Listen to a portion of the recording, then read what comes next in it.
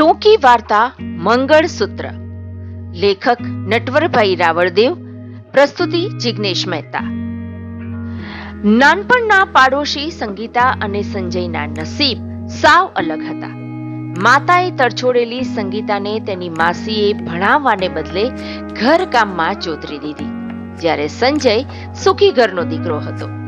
સંજયની માતા જશોદાબેન સંગીતાને ખૂબ વાલ કરતા.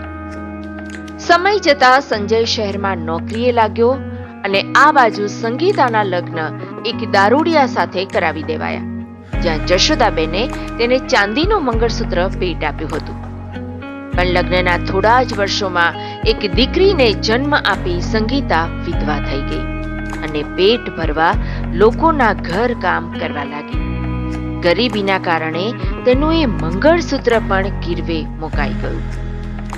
બીજી બાજુ સંજયના લગ્ન અંજલિ સાથે થયા હતા, પણ એક માર્ગ અકસ્માતમાં અંજલિનું અકાળે અવસાન થયું. સંજયનો 5 વર્ષનો દીકરો જય મા વગર બિલકુલ એકલો થઈ ગયો. કહેવાય છે ને કે કુદરતનો ન્યાય અકળ છે. એક દિવસ જશોદાબેનને રસ્તામાં સંગીતા મળી ગઈ. તેની દયનીય હાલત જોઈ તેઓ તેને આદરભેર પોતાના ઘરે લઈ આવ્યા. સંગીતાએ ઘરનું કામ સંભાળી લીધું અને પોતાના મધુર અવાજથી મા વગરના નાના જયને માતૃત્વનો પ્રેમ આપવા લાગી. 1 વર્ષ પછી સંજયે મોટો નિર્ણય લીધો.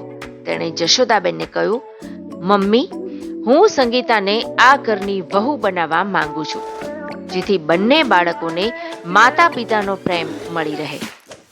અને એ જ સવારે સંગીતા ગીરવે રાખેલું પોતાનું એ ચાંદીનું મંગળસૂત્ર પાછું છોડાવીને લાવે છે અને જશોદાબેનને સાચવવા આપે છે. જશોદાબેને રડતી આંખે સંગીતા સામે સંજય સાથેના લગ્નનો પ્રસ્તાવ મૂક્યો. સંગીતા ભાવુક થઈ ગઈ. સંજયે સ્વર્ગસ્થ અંજલિની તસવીર સામે સંગીતાને એ જ ચાંદીનું મંગળસૂત્ર પહેરાવ્યું. ત્યારે સંગીતા હાથ જોડીને એટલું જ બોલી, આજથી મને આ ઘરમાં બધા અંજલિ નામથી જ બોલાવજો, જેથી મારા દીકરા જયને ક્યારેય એવું ન લાગે કે તેની મમ્મી બદલાઈ ગઈ છે.